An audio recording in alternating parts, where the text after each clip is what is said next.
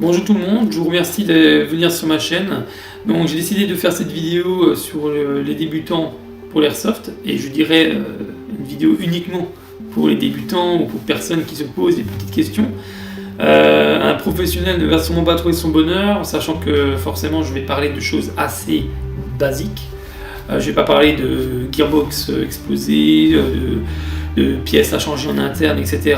Je vais parler vraiment du b.a.-ba, du départ, comment bien démarrer l'airsoft, comment ne pas se faire avoir avec des équipements parce qu'on veut avoir ce type d'équipement et que finalement c'est pas du tout adapté au jeu. Donc c'est ce genre de choses que j'aimerais partager. C'est des choses que j'ai vécues moi aussi et que vous allez sûrement aussi vivre ou déjà avoir vécu. Donc nous allons parler tout d'abord du vocabulaire à adopter.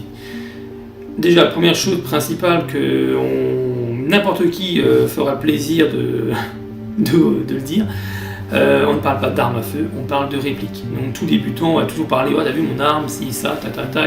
Non, on est directement sur des répliques. L'arme à feu peut tuer, l'arme à feu fait peur à tout le monde, l'arme à feu est mal vue. Nous, l'airsoft, on veut tout l'inverse, on veut être accepté, on veut qu'on nous donne des terrains, on veut qu'on soit respecté aussi. Du coup, il faut bien faire ce travail en amont, dire aux gens des répliques. C'est capital. Et pareil, quand on entend parler des jeunes qui vont dans les forêts, à la sauvage, jouer, etc., ben forcément, ça détruit l'image de l'airsoft. Parce que tout le monde va se dire, ah regarde, c'est des clampins, ils vont dans la forêt, moi je suis en train de me balader, j'ai des gens en plein milieu, etc. Déjà, c'est pas sécurisé, vu qu'il y a des civils qui vont les voir. Et deuxièmement, ben, c'est pas autorisé. Donc déjà, c'est mal vu, parce que du coup, on fait des actes illégaux. Donc tout ça, ça détruit notre image.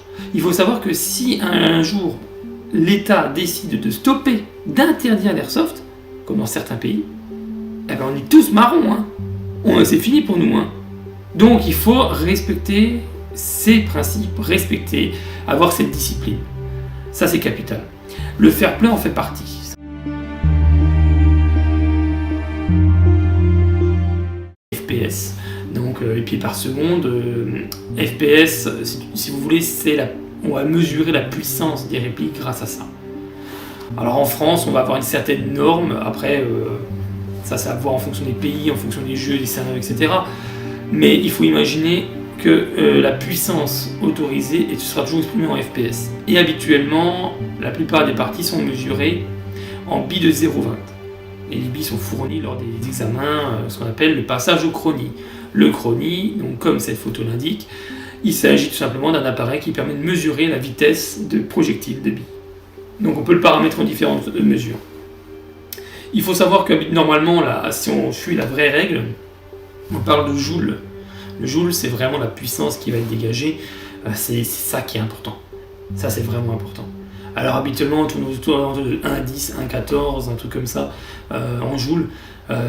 Voilà, plus ou moins c'est ça. Maintenant, c'est vrai que sinon vous allez sur un site, vous voyez une super réplique, elle est géniale, etc. Elle fait 2 joules. Oh putain, elle est super puissante et tout. C'est 2 joules quand même. Bah tu sais que tu joueras nulle part avec. Parce que tout simplement, elle est trop puissante. Moi, ça m'est aussi déjà arrivé. Donc il faudra réduire la puissance, l'adapter, la rendre, on va dire, jouable, tout simplement, pour être dans les réglementations de toutes les associations, de tous les terrains possibles. Voilà. Donc le FPS, c'est tout ce qui permet d'avoir la mesure.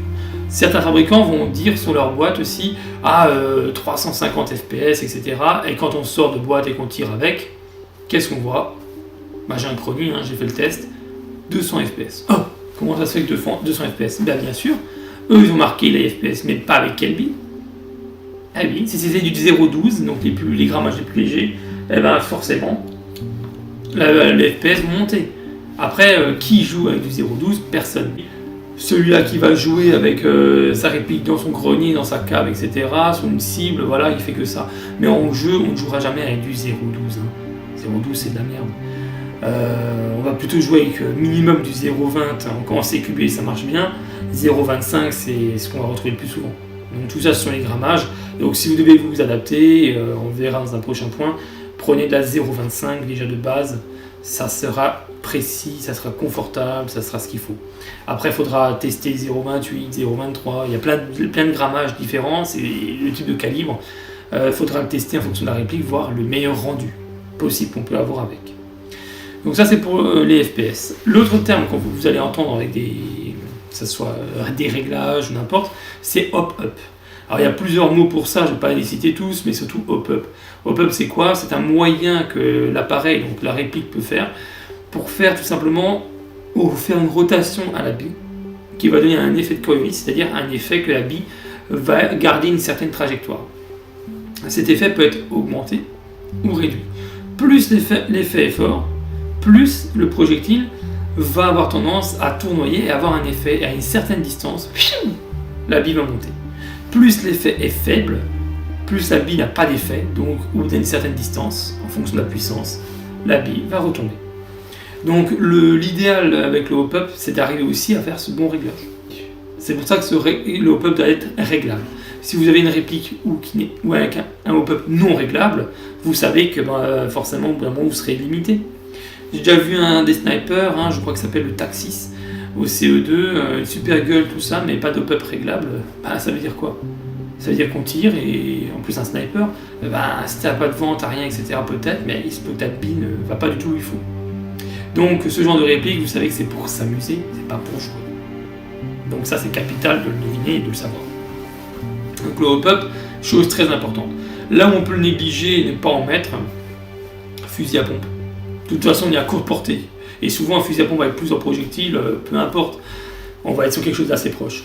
Maintenant, si on veut transformer le fusil à pompe en sniper, chose que j'ai déjà vue, avec un canon interne, pas trois, pourquoi pas? À voir, il faudrait peut-être en avoir un. Mais si c'est un vrai fusil à pompe, plusieurs canons, aucune utilité. Le PA, souvent vous avez des hop-up dessus, ça vous permet de régler aussi, c'est pratique. Mais pareil, le PA, on est très proche. Donc le besoin n'est pas aussi élevé que le reste. Donc hop-up, ça, vous savez. L'autre terme aussi important, on va avoir le terme de safe zone. Safe zone, ça c'est primordial. Quand vous faites une partie, on vous dira toujours, ça c'est la safe zone. C'est quoi? Safe zone. C'est une zone de sécurité. Dans cette zone, aucun chargeur doit être enclenché. C'est-à-dire qu'aucune bille dans le chargeur, rien. Si on doit appuyer sur la gâchette, il faut qu'aucune bille parte. Il faut que ça soit vide, sécurisé. Parce que tout le monde dans cette zone on va peut-être enlever ses sécurités, on va préparer ses répliques, etc. On va dans une zone où on va éviter justement d'avoir des déboires, une bille dans l'œil, n'importe. Donc c'est une zone de sécurité, personne est amené à mettre un danger là-dedans. Ça m'est aussi déjà arrivé de voir dans une partie, on va après dans la safe zone, après la fin de partie, on décharge tout, et le mec avait oublié de vider son chargeur. C'est-à-dire qu'il a enlevé son chargeur, mais il n'a pas tiré la bille qui était dans le canon. Donc du coup, il est rentré, il n'avait pas mis la sécurité, il pose sa réplique, et il voulait juste faire un test dans son truc, il a pris une bille à part. Ah oui, ça peut arriver, c'est pour ça que écoutez bien les consignes des différentes assos, de toute façon ils vous le diront obligatoirement. Première partie, vous aurez ce briefing là. Mais soyez déjà avertis de la chose, sécurisez. Du coup, que ce soit Airsoft ou Softair, donc comme je vous ai dit, c'est pareil, c'est cette même discipline. La principale chose à respecter, je dirais pour tout joueur d'Airsoft, c'est le fair play. Le fair play, c'est quoi? Un exemple. Je me fais tirer dessus. Je sens l'impact de bille. Si je décide de dire non, je n'ai pas été touché, je continue de jouer. Je casse le jeu. Pourquoi? Parce que l'autre m'a tiré dessus. S'il m'a touché, il aurait peut-être pu faire une incursion, venir nous attaquer. Mais comme j'ai continué à jouer, j'ai cassé le jeu et j'ai donné plus de chances à mes coéquipiers de venir. Donc j'ai triché. Le fair play, c'est quoi? C'est avoir la décence d'esprit, avoir, on va dire, la maturité de se dire je suis touché, j'ai perdu, c'est pas grave. Faut pas oublier que c'est pas un jeu vidéo, on va pas avoir un score noté sur notre tête, t'as fait 3 kills, t'as fait 10 kills, non. La plupart du temps, les joueurs, on va même pas parler de ça, on va jouer, on va s'amuser, on a gagné, on a perdu, toujours l'équipe. C'est une cohésion, c'est vraiment cette communauté qu'il faut voir, c'est pas le côté je gagne, je suis dans mon canapé, je joue à mon jeu vidéo et j'ai gagné ma partie. Non, c'est on a gagné ou on a perdu. Des fois, moi, ça m'est même arrivé d'arriver à la fin de la partie, de ne savoir même pas si on a gagné ou perdu, parce que j'étais en train de faire une défense ailleurs, ou etc. Donc j'étais même pas au courant de ce qui se passait. Mais c'est pas grave, j'ai participé au jeu, c'est aussi grâce à mes actions qu'on a fait cette réussite. Chacun a son rôle à faire. Donc quand on est touché, il faut avoir la maturité de se dire « je suis touché ». On lève la main, nous en France on dit « out » pour dire qu'on est touché. Dans d'autres pays on dit « hit ». Donc la plupart des pays du monde disent « hit », on est juste, je crois qu'on est les seuls, les Français, à dire « out » quand on est touché. Bref, c'est des trucs habituels. Donc dès qu'on est touché, qu'on sait qu'on est touché, c'est ça. Je ne veux pas dire que ça m'est peut-être arrivé d'être touché sans le savoir, hein, sans le sentir, c'est possible. Si une réplique n'est pas assez puissante justement, et que la bille me touche, mais que ça peut être une branche, ça peut être n'importe quoi, en forêt c'est difficile de savoir si c'est vraiment une goutte d'eau qui me tombe sur la tête, une bille ou autre. Ah oui, ça m'est déjà arrivé d'avoir ces doutes. Et d'autres joueurs que j'ai tiré dessus, je les ai vus toucher, ils ne sont pas déclarés, mais ils ne l'ont pas senti. C'est possible. On sait que les autres joueurs sont fair play, s'il l'a pas senti, il l'a pas senti. On va le croire parce que c'est du fair play. Maintenant, si ça vient toute chaque partie, il le sent jamais rien, ça va pas. À ce moment-là, forcément, il y aura, on vous tirera les oreilles, hein, on vous dira clairement, faut pas aller au mec, faut pas jouer comme ça, hein, tu es en équipe et on joue fair play ici, on joue pas comme ça. Donc le fair play capital. C'est pour ça justement que l'airsoft est souvent autorisé à partir de 18 ans. On estime que quand on est très jeune, on n'a pas encore cette maturité de se dire, de s'avouer vaincu. Pour la puissance des répliques, ne vous faites pas avoir, il y a des limites. Vous avez une réplique d'assaut, vous avez du full automatique, le canarder comme un porc.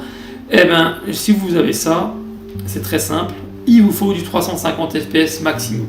Si vous avez du 400 fps, vous jouez en semi. Vous n'aurez jamais le droit de jouer en full automatique. Et après, on a jusqu'à 450 fps, souvent en bolt, c'est-à-dire au rechargement coup par coup, pour les snipers par exemple, on autorise ce genre de puissance.